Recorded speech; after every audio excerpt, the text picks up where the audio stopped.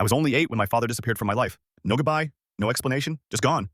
Mom juggled 3 jobs to keep us afloat while he built a brand new family across town. The only constant was Grandpa Dan. He picked me up from school, taught me how to fix cars in his garage, and let me cry on his shoulder when other kids asked why my dad never showed up to my games. When Grandpa passed last year, he left everything to me, 40 acres of prime land just outside the city, a collection of classic cars, and his small, trusted auto repair shop.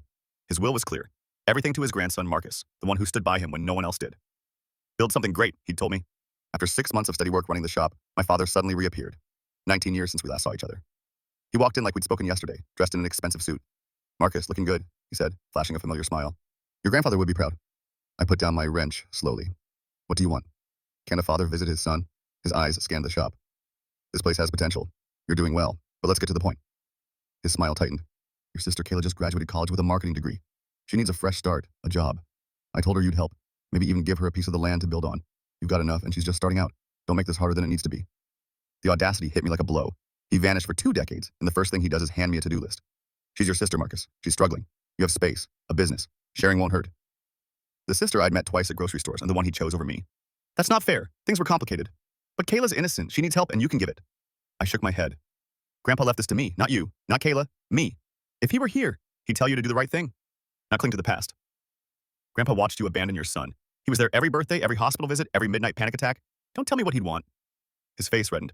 "I'm asking nicely, Marcus, but there are legal ways to challenge." "Challenge what? A clear will? Good luck." His tone softened.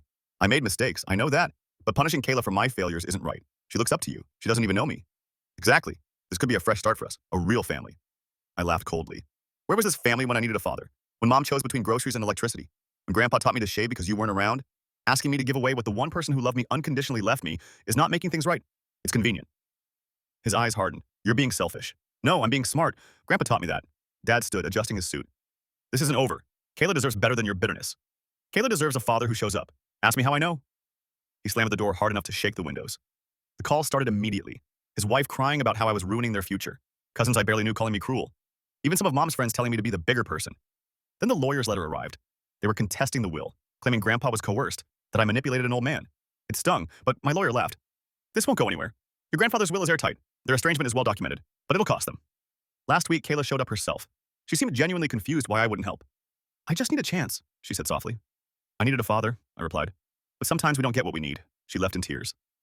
Part of me felt guilty, but the bigger part remembered every Father's Day, every Christmas, every lonely moment waiting for someone who never came.